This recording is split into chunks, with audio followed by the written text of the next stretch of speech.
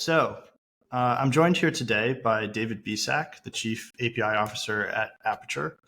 Maybe just to start, David, would you mind introducing yourself and Apiture to those people who might not be familiar with what you guys do? Sure. Thanks, Nolan. Hi, everyone. I'm Dave Biesack. Thank you for joining us today. As Nolan mentioned, I am Chief API Officer at Apiture. I've had that role for close to 2 years now. Um, Apiture was founded to create a online software as a service banking solution for community banks and credit unions across the United States. So we basically host banks' online presence, their web applications and mobile applications to allow their banking customers to do digital banking. And most of these smaller community banks don't have large IT departments. So we can manage all of their services and host their applications for them. And we manage their security and things like that. So we're kind of a leading provider of banking services across the United States. Several hundred banks are basically our clients, our banks and credit unions, financial institutions. So we run all of their operations and we provide these applications and also the back office applications for them to manage and support their customers. Nice, nice. Yeah, I'm London based, and so I don't know if you know that the UK is kind of one of the leaders in digital banking. Yeah. And I'm so excited that you are bringing this experience to US consumers because it really is just like a totally different experience when you work with a bank that has good digital services. Right. And it really was highlighted during the pandemic because a lot of people, couldn't go to their banks to do their banking. So they really needed to be able to do everything online. And that's what we're trying to do is create more and more experiences to facilitate people being able to succeed financially with their own financial institution, with their bank or credit union. So that's kind of our mission, is to help people succeed financially. Nice. And your role at Apiture is Chief API Officer. And I think Right. safe to say that's not like a super typical C-suite position. So maybe you could talk Right. a bit about like how did that come about? Sure. So when the company was founded in 2017, we had a mission then, and you can see that in the name, like API is the first word in Aperture, to have an API first approach to digital banking. So we wanted APIs to be the central or core element of our banking platform. Um, and I was brought in. I had some experience running an API program at SAS before I joined Aperture in 2017. So I came in when the company was founded to basically put together their API program. And so I kind of evolved and grew into this role. The company fully embraces APIs, and so as we grew and evolved, and the need for APIs and a mature API platform became pretty evident. Um, you know, Aperture really embraced APIs, and so they created this role for me to kind of recognize the importance of APIs to Aperture and what we do, and to kind of give recognition to the value of APIs to building a high quality digital banking platform. Yeah, and I think it's interesting because you mentioned that your guys' customers tend to be some of these community banks, potentially at the risk of offending people, like maybe not the most tech savvy of customers. Uh, and so I'm curious, Right. like, how does it play out in building an API platform? Like, what does the story look like? What's the value that gets provided to your end customers? Right. So the primary benefit of providing API first platform here is basically to allow innovation. So by creating APIs, we've got a platform which we can then work with other providers in the industry, other fintechs Mm, who add value to the banking platform. For example, we partner with Greenlight, and they provide debit cards for parents to order debit cards for their children and then add debit card controls and stuff. So we provide integration with Greenlight, and all this stuff is done through APIs and single sign-on type things. But we have other integrations as well. So, for example, in fraud detection, we partner with DefenseStorm, and DefenseStorm uses our APIs to observe all the banking activity that's going on at the financial institution, so they can see when users log in, when they log out, mm, when someone has attempted to log in but failed because they got credentials wrong. And we emit banking events when that occurs, and Defense Storm can listen to those events or poll for those events, and then use our APIs to call back to get additional information in order to identify where there's potential fraud going on. They can detect patterns that look like fraudulent activity and stuff. And then they can notify the bank about that potential fraud. So basically, these APIs allow innovation and integration with other parties to augment and enhance the capabilities of the digital banking platform. Yeah, that's I think a really good insight, because I think a lot of people find, like, I've heard this sentiment expressed that APIs aren't super important in my industry just because our customers aren't that tech savvy. But I think it's important to keep in mind that it's not just your customers necessarily. Like you're saying, like it's also innovation that can happen with the other tech companies that exist in the ecosystem. It can also be innovation like within your own company itself that the APIs are able to power. Exactly. So as you mentioned, yes, a lot of our clients, these financial institutions, they're smaller community banks. They may not have an IT department. They may not have staff on site who can build a banking application. And that's where they call on us to do that for them. But by giving them this rich platform, then we can grow and extend that platform and give them new capabilities. So when trends emerge in the market, we can react to that and add features to the platform, and then all of our customers, all of our clients get that same new feature because it's part of our platform. So we're a multi-tenant application. We run in AWS, and every financial institution has their isolated, segregated environment within that AWS instance. So it's all managed through good implementation on the back end with sharding in the databases and all that kind of other stuff. Most of that's hidden from the API perspective. Right. An important aspect of APIs is you hide and isolate the implementation tier. You present an abstraction of what's going on. So you have a list of the customer's accounts and a list of their transfers, and they can create transfers and they can view their transactions. And all those kind of high-level domain things are represented in the APIs, but how they're implemented on the back end is completely hidden from the API consumer. So that we can change that back end and refactor the database and things like that without impacting the API consumer. I think we'll definitely talk a bit about versioning later on.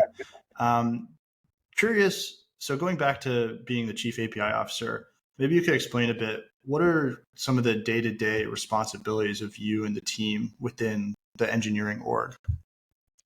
Right. So as I mentioned, API is kind of the core of our company here. So, we're an API first company. When we are looking at new features, we start with designing what are the API capabilities that we want to expose to enable that feature set. And then we can design the front end to use those APIs, and then another team will implement the back end. So they'll implement the API on the back end and connect it to the database or whatever other services they need to connect to on the back end, whether it's a third-party integration, et cetera. So we start with APIs at the beginning, and that kind of leads through the rest of the implementation to support those features. And as a chief API officer, I'm responsible for many different aspects of our API program. The primary responsibility that I have is designing the APIs, and that is we work with our product team.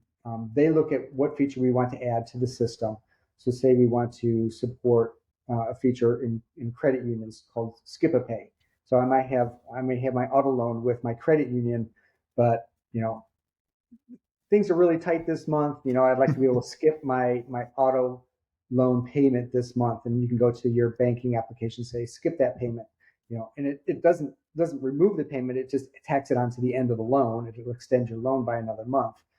You have to pay it eventually. You don't just get to not pay it at all. But that's a feature that credit unions really like. So we want to add that feature. So we'll look at that and say, what API support do we need in order to do that? What API operations do we need? What data models? So my job is to take feature requirements from our product team and then design APIs that support that feature. And then other teams will then implement the API on the back end. And then the front end team will add new front end user interface capabilities to use that feature, expose that feature within our application, and then use the APIs to implement that feature. So that's my primary job function, is designing the APIs, and then everything that goes along with that is our API governance model. So we have a style guide that tells us, how we want to construct APIs, and we've developed a set of tools to facilitate creating APIs in a consistent style, with code generation and things like that. And it's separate from what we do with code generation for SDKs with Speakeasy. This is code generation to actually generate the APIs. So we have a domain-specific language for defining APIs and some common patterns that we use, and we can just basically write that small DSL and run it through a tool, and it can generate a whole bunch of open API code for us. We use the open API specification to define all of our RESTful APIs. So that's really nice because it's a standard model, and we have lots of different tools that fit into that ecosystem that we can take advantage of to do linting and security scanning of API definitions, etc. So all that we take advantage of by using open API. So we can generate those open APIs using standard templates and patterns and things like that at the beginning, and then we can publish those APIs, generate documentation, and let people review those as part of our design process. And I guess stepping into the design portion of the workflow, what does your guys' DSL look like? How are you describing resources? So it's embedded within OpenAPI. So OpenAPI is designed with what are called specification extensions. So it allows you to augment the JSON or the YAML data model. An OpenAPI document is a YAML document or a JSON document. So it's a structured data structure, basically. But there are places where it's extensible, where you can augment it with additional metadata, et cetera. So we can describe some of these patterns or traits within the OpenAPI document. And we call it traits, but there's other ways to do things. So we can define, for example, a standard CRUDL model. Say we want to define a resource, and we want to have an API operation to create that resource, an API operation to read an instance of that resource, update that resource with either a put or a patch, delete that resource, or list all of those resources together within a collection. So that's a kind of a standard pattern. And then we have a way to define what a resource is. You can define the resource name and then some various elements. And we use kind of convention over customization so we can infer certain things. So from a very small description, 6 or 7 lines to define a resource and which operations you want to include, we can generate all those operations using our standard definitions, and then stubs for all the schemas that go along with that. So there'll be a custom schema to create one of those resources, et cetera. So that's all done with some tooling that reads that metadata and pre-processes and reads in the OpenAPI document, and then augments or adds content to it, and then spits out a new OpenAPI document on the other side that has all that information added to it. That's really clever, because when I hear DSL, most of the time it's people using a separate language, and what ends up happening is they're maintaining one config in their DSL, and then that's creating an OpenAPI specification, which is being managed separately. Right. I guess what inspired you to actually collapse the two into the OpenAPI document? That's a really good question. So, I started building this tool when I first joined Apiture because I knew I wanted to have a way to consistently generate open APIs, so that I don't have to do it manually. And there's a lot of tools that can support editing open APIs, but they don't enable the ability to do things uniformly or consistently. So I knew we needed a way to do it. And I did think about creating side files and things like that. And now we've got overlays in open API, which potentially can do some of this, but it's not really quite as robust. But so I just decided, I knew that OpenAPI had this specification extension, so it was a pretty easy way to just embed some content in there. And that's really why it was put into OpenAPI, was to allow you to do this type of thing. So it was the more natural fit. Cool. Okay, so you write your OpenAPI extensions, you define your resources, there's generation of server stubs that happens. And is there then like a more polished open API spec that's being generated off of that, or? Exactly. Yes. Yep. Yeah. So Okay. yeah, it's a pipeline tool. So we start with the Yep. source, and all of our source are stored in a Git repository. But within that same Git repository, then we invoke these tools. So there are build scripts within the repo that implement this pipeline. So basically, we can start with the source file. We apply these tools um, to augment them. We have a couple of different tools that we run within the pipeline. So the one I just talked to you about isn't really embedded in the build pipeline. It's more a side tool that developers like Yeah. me use to generate the source. And then so everything goes into our Git repo, and then we have other tools that do some additional pre-processing of the Open API that process other annotations as well. So, for example, if we want to deprecate a property, Open API and JSON schema have a way to mark a property as deprecated or another feature as deprecated. We've augmented that to add additional information about a deprecation, so we can say what version was this particular feature deprecated, when is it going to be removed, and what's its replacement.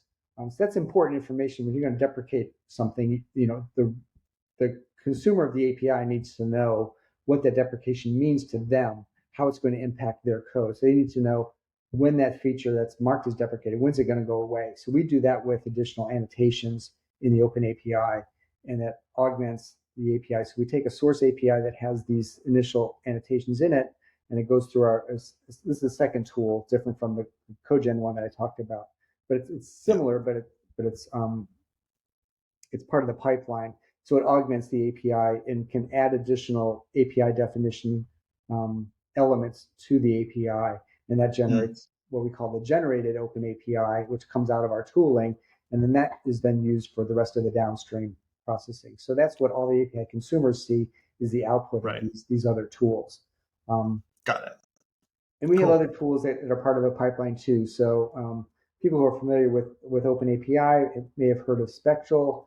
So Stoplight was a company that created several different tools, one of which is Spectral. Stoplight was recently acquired by SmartBear, so they've kind of been rolled into the SmartBear tooling set.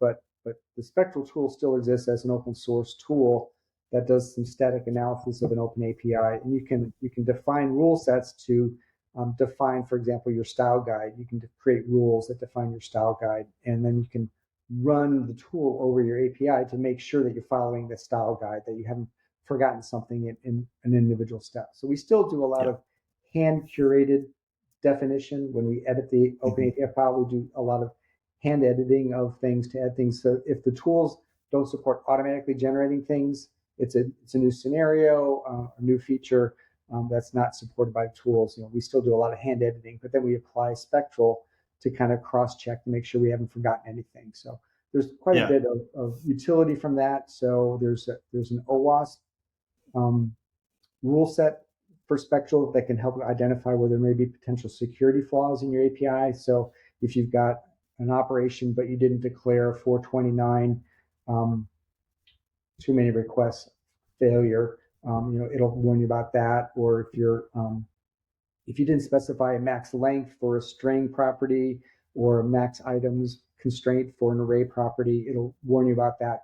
So that kind of does a sanity check on all the API definition work that we do, and then we can go back and fix those things as early in our process as possible with the tool. Makes sense. And I mean, obviously, you've invested a lot in tooling. Like your pipeline is fairly robust, I would say. Yeah.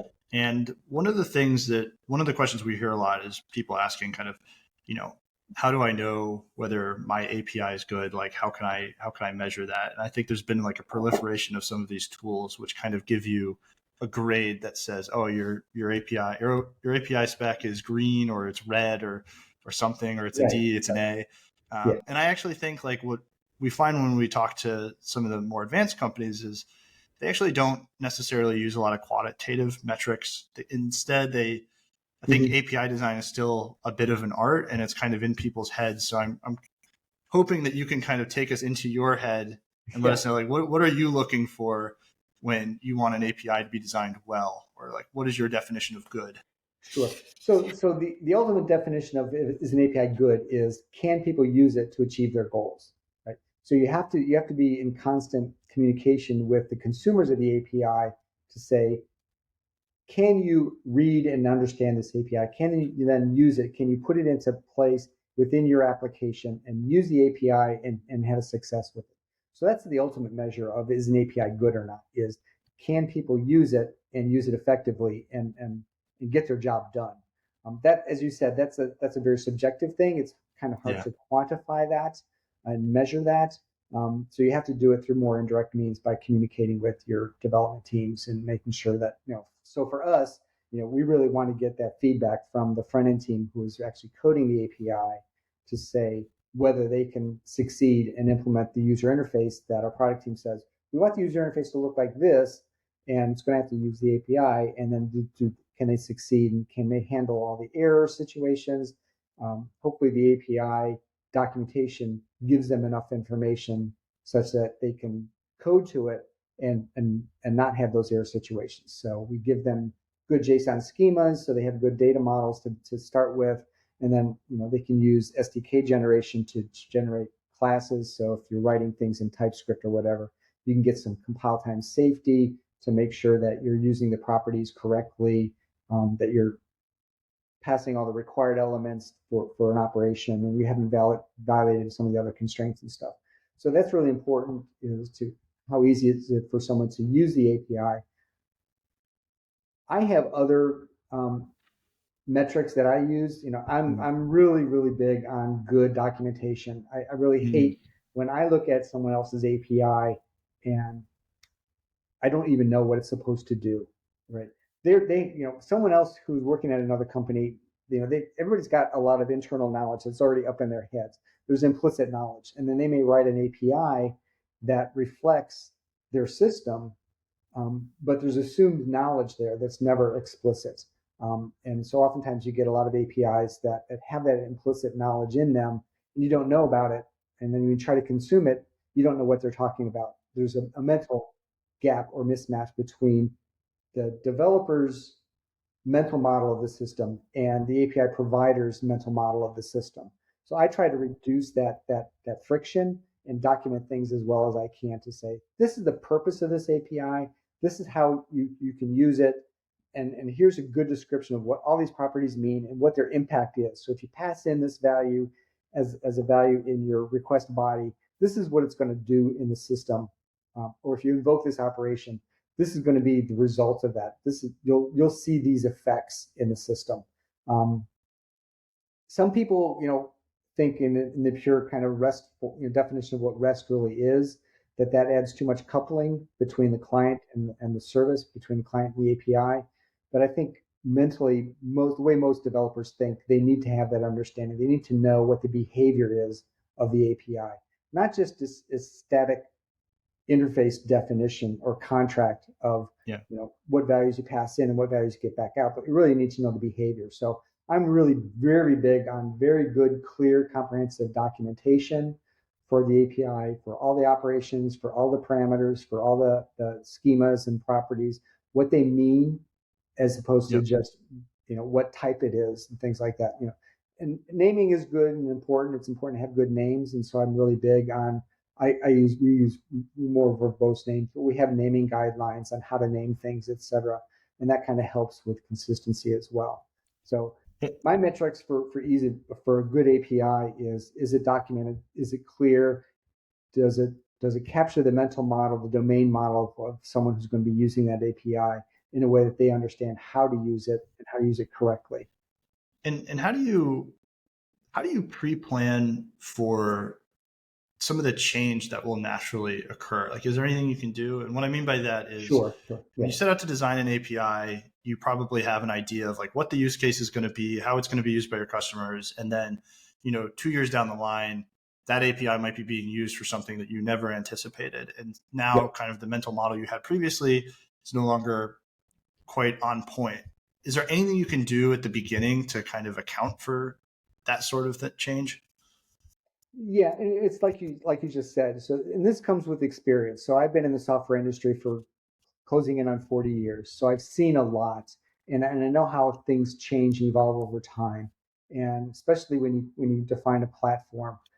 So we always define our APIs for evolution in mind. So when we look at the data model, for example, for the resource model and JSON schemas to describe things, we always try to think about cardinality. If right now it's a one-to-one relationship, we always think, what happens if in the future it's going to be one-to-many? So we will model things as arrays, even if right now there may only be one item in that array, but we know that in the future it's going to be two or three. And anytime we see something where someone who listens to things says, well, there's two of these things, well, we'll try to model that as an array, because if there's two today, there's going to be three tomorrow.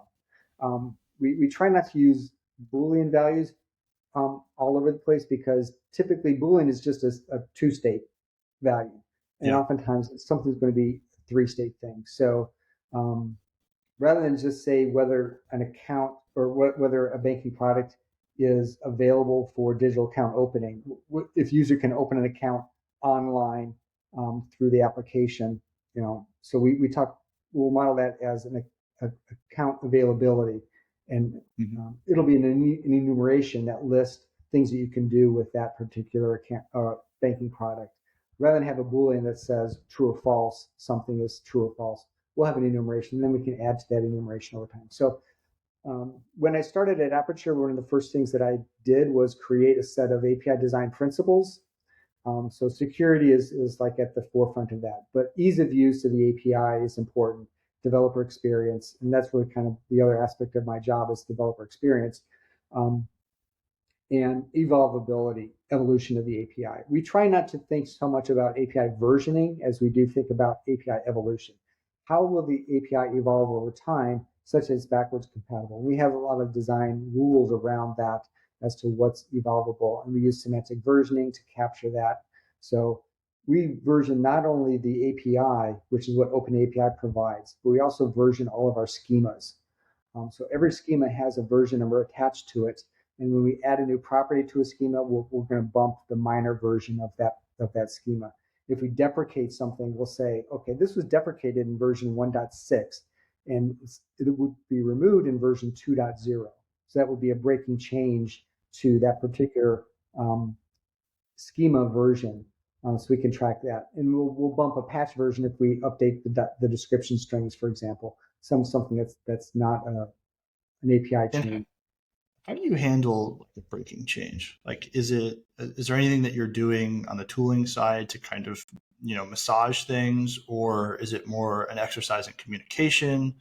Like, what does that process look like at Apiture? It's mostly education. So as I mentioned before, we have a way to mark something as deprecated, and we will say it's deprecated as of this version of either the schema or the API, and it's going to be removed in this version. So that gets then communicated out to our consumers via release notes and things like that. We'll say this version is going to remove this feature and replace it with this other one. We're not quite where we want to be with everything, because we don't have all of the API metrics and measurements in place where we can find out who's using what specific versions of each API, and be able to notify consumers to say, hey, you haven't migrated, you're still using this deprecated operation. Please move to this new operation.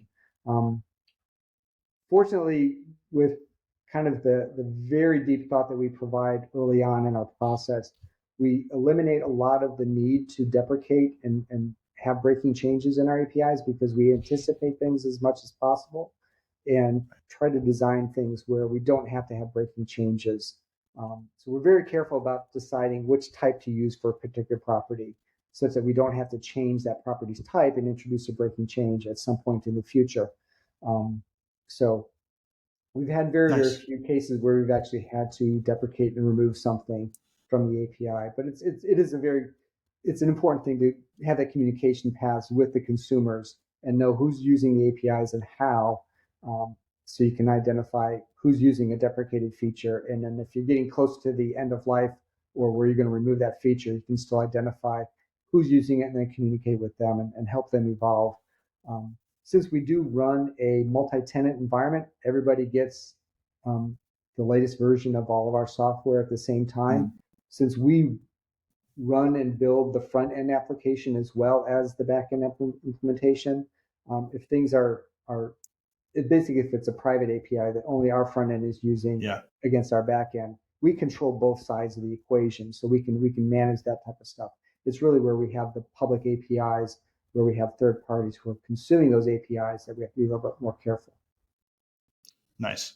Cool. And I wanted to go back because you did mention developer experience, and obviously that's something that we at Speakeasy care a lot about. So maybe just to start, how do you define developer experience, which is another one of those kind of fuzzy terms? Yeah. So in my mind, developer experience is all the touch points that a developer has, a consumer of your APIs has, with all the different aspects of your API system. So that's discovery and finding what APIs they can use, reading the API documentation, onboarding, so using your developer portal to register and then request API access, understand the scope of that API access, getting your credentials so that you can then use those APIs at runtime. And then longer term, it includes other things too, of being able to look at your API traffic and find out, last month, how many times did we get a 400 error calling these APIs and things like that. We don't have all that stuff in place yet, but we have kind of the rest of it. So we have a developer portal that lists all of our public APIs, and users can register there, and then they can request API keys and API access and get their credentials. We generate our API documentation from our open API using a customized version of an open source API doc tool that documents all the APIs, so people can discover and view the API documentation and things. And there's other auxiliary information on the dev portal that describes kind of the concepts around our APIs and how we interpret RESTful APIs and what it means, how our authentication works with OpenID Connect and security and things like that. So we document all these concepts and everything else that users need to succeed with our APIs. So my ultimate definition of developer experience is I want our APIs to be a joy to work with. I've been a developer for 40 years, and I like developing software, and I want to make that a joyful experience for people who are using our APIs, that they can get their job done and not be frustrated with using our APIs or using the rest of this ecosystem around our APIs, the documentation and the SDKs and things like that. Yeah, I mean, I guess bringing it to kind of where Speakeasy and Apiture intersect, where do you see SDKs kind of fitting into the tooling ecosystem that you guys have at Apiture? Oh yeah, I mean, SDKs are hugely important on both sides of the equation, because no one really wants to code to an HTTP API at a low level, right?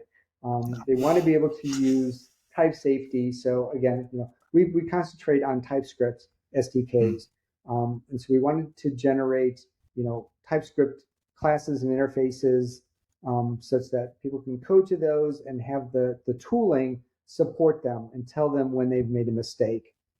It's always tricky when you use a dynamic language like TypeScript or JavaScript to run into problems with typing and things like that. So by using TypeScript, we can take advantage of the compiler identifying where you've perhaps done something wrong or forgotten to do something. So it'll tell you when you've left off a property or whatever, or you have the wrong type, etc. So we get a lot of benefit from that because people can use that within their IDE, like Visual Studio Code, can consume those type definitions and provide code completion and things like that. So you can type ahead, etc. So you get all the benefits of a modern IDE and really gain the productivity benefits that we really want people to have to code confidently against our APIs, but do so in a way that's idiomatic to them, that fits into their model of how you want to program things in TypeScript or JavaScript. So it's really important to kind of use the idioms of the programming language. And so the SDK is what provides that lift above the raw HTTP stuff. So you're hiding all the lower level stuff. Just say, yeah, we're just going to use this lower level for the transport. But Yeah. at a conceptual model, we want people to program at that abstract level rather than at the lower level mechanical level. Yeah. And I'm curious because I know that you are very plugged into the Open API ecosystem. So you've probably been aware of lots of tooling that's existed for doing SDK generation in the past. Oh yeah, What brought you to Speakeasy and convinced you that we were sure. worth kind of incorporating into your Yeah. tooling ecosystem? So when we started all this stuff, 7 years ago, well, 6 years ago, 6.5 years ago, we started with the open source Open API Generator project. Yep. Um, and it's a great project. I'm glad it's there. It was created initially from the Swagger Code Gen tool. It was Yep. forked off of that such that it could be worked on independently of the Swagger team at that point, which then became SmartBear. But unfortunately, it's become a big project, and there's just a lot of defects in the code base. When you go back and look, there's a lot of problems with Open API Generator that have been there for years and years and years, and they're just not supported and not fixed. So it became to be a high friction point for us in the quality of the code that we were getting from the Open API Generator. The quality of the code that we get from the Speakeasy SDK generation is really much higher. And Speakeasy is a really great partner for us because you guys are very responsive, both to fixing issues, which we really haven't had too many issues with the generators, but also just talking about features and how we want to represent SDKs and how we want to integrate and have them work within a larger ecosystem of APIs and things like that. So you guys are very open to new ideas, which I really like, which we won't be able to get that kind of thing from Open API Generator. There isn't really a support model there that really works for us. So the support and responsiveness was highly critical to me with a partner for doing SDK generation. Quality APIs and support for the languages that we were most interested in. Right now, it's going to be TypeScript, but we're also interested in things like Go and other SDK languages. The way that the tooling is structured in that it's delivered through a command line interface, so it's very easy to integrate both at the developers building things locally in their own local repository, as well as building SDKs in a pipeline within our continuous integration environment. So we use Jenkins for our CI/CD process, and the CLI deploys very naturally into that environment. So we can generate the SDKs as just part of our natural build process, fully automate everything. The licensing model is very attractive to us because basically we can run the SDK as many times as we want in our pull request process. When we submit a pull request, it's very important for us to say we can build the SDKs and we can compile those SDKs and make sure that the SDK will still work and we can run testware against them and things like that. So we can do regression testing. Everything is part of that automated process. So it's very critical for us to have things that can be fully automated as much as possible. And so the CLI approach works really, really well for that. Everything runs locally, so we don't have to worry about downside issues with connectivity or hosted services and things like that. So everything runs within our environment, so we can control all the different aspects of it. Structurally, the SDK is really nicely structured in the CLI, so it's well documented. I know how to use it. We know how to extend it. You've got really nice features with kind of hooks and things like that. So there's lots of nice extensibility within the SDK. So we can add in, like with Angular and stuff, we can add interceptors to handle the authorization type stuff. So if the user has, we've already authenticated the user and they've got an access token, we can store that in local session data, reuse that and inject that into the API call automatically. So the flexibility and extensibility is really attractive. So it's just overall, it's a really great fit for what we need from SDK generation. Oh, thank you. That's very kind words. And I think to your point about good partners, I think that you guys have been great customers. Like I think that you were one of the first people to try out our TypeScript generation, and your feedback has been super helpful for helping us form our roadmap. So it definitely goes both ways. Yeah, great, thanks. Yeah. Okay, cool. I mean, I think we'll wrap it up because we've gone long on time. So maybe just a final question for you. What are you excited about? Like, what's coming up for Apiture and that you're really excited to get out into the world? Wow.